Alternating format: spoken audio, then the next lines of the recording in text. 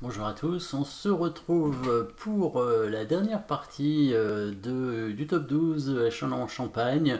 Dernière partie que j'ai joué contre le plus fort joueur que j'ai rencontré, donc un grand maître anglais qui s'appelle Gawain Jones, qui avait un classement Elo de 2677. Et bien entendu, comme il m'a joué 4, il y a eu une défense française, il a fait un Gambit, on se retrouve dans cette position dans laquelle la Dame Noire a pris un pion, mais elle se retrouve un petit peu enfermée, et il va tenter de la capturer, mais sans y arriver évidemment. Je vous dévoile pas la fin quand même, mais évidemment, il va pas y arriver. Et il va tenter quand même, il a essayé, et alors là, il a joué un coup étonnant. Un coup étonnant, j'ai été très surpris. Là, bon, je ne sais pas à quoi je m'attendais exactement dans la partie, mais il y avait des possibilités pour lui d'attaque. Peut-être le coup de cavalier en D3. Alors ça voulait dire évidemment donner un deuxième pion, bien sûr, puisque la dame pouvait prendre ce pion.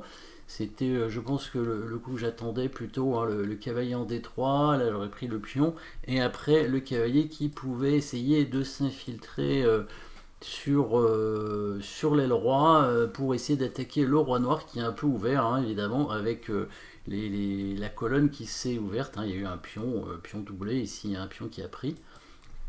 Apparemment, il aurait aussi la possibilité de conserver le pion tout simplement en l'avançant, pour essayer de ne pas le perdre, pour rester qu'avec un pion de moins.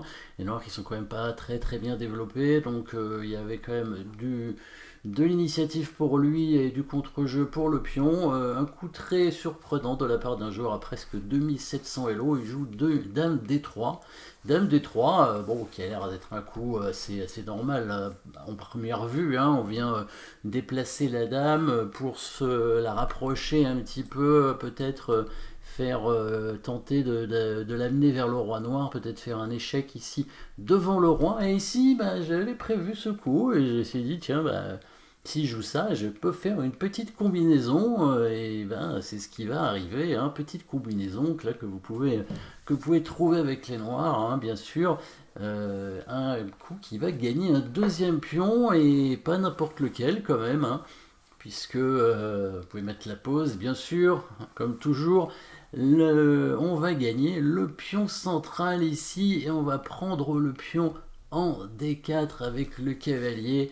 Et oui, petit sacrifice de cavalier parce qu'il y a des pièces non protégées dans la position. En fait, des pièces qui sont attaquées une fois et qui sont protégées qu'une seule fois. Du coup, il y a des surcharges à la fois du cavalier blanc qui ne peut pas prendre le cavalier à cause de la tour non protégée du coup après.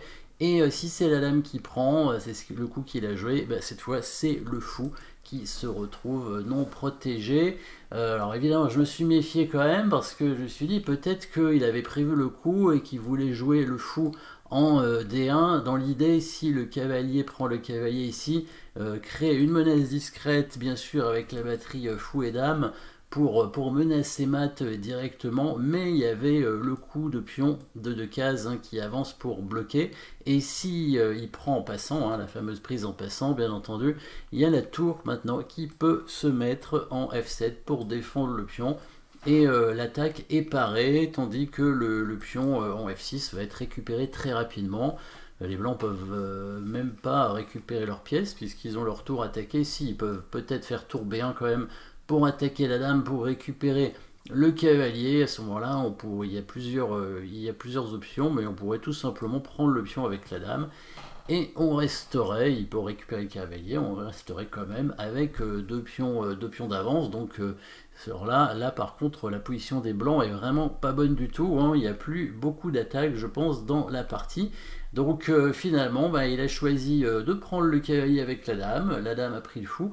Le cavalier est revenu quand même sur la case hors des trois, la case sur laquelle je pensais qu'il allait venir. Donc deux pions d'avance, mais une position qui peut être encore dangereuse avec le cavalier qui pourrait menacer d'arriver en F4 et viser l'aile roi. Peut-être aussi la tour qui pourrait monter sur la troisième rangée. Toujours une attaque possible. La façon de pas conclure la partie, mais en tout cas de se sortir de l'attaque de l'adversaire, évidemment, c'est d'échanger les dames. Et ici, on va trouver avec les noirs une solution pour forcer les échanges de dames, quitte à rendre un pion. On restera quand même avec un pion d'avance, donc il y aura quand même un avantage. Le coup de dame, évidemment, vous pouvez le trouver encore une fois, donc c'est pas une combinaison cette fois, c'est, on va dire, un bon échange hein, qui permet de simplifier et de rentrer dans une finale normalement un peu supérieure pour les noirs. La dame qui vient en E4 pour proposer les échanges, l'échange des dames. La dame blanche, si elle veut refuser, est obligée de se mettre ici pour protéger son cavalier.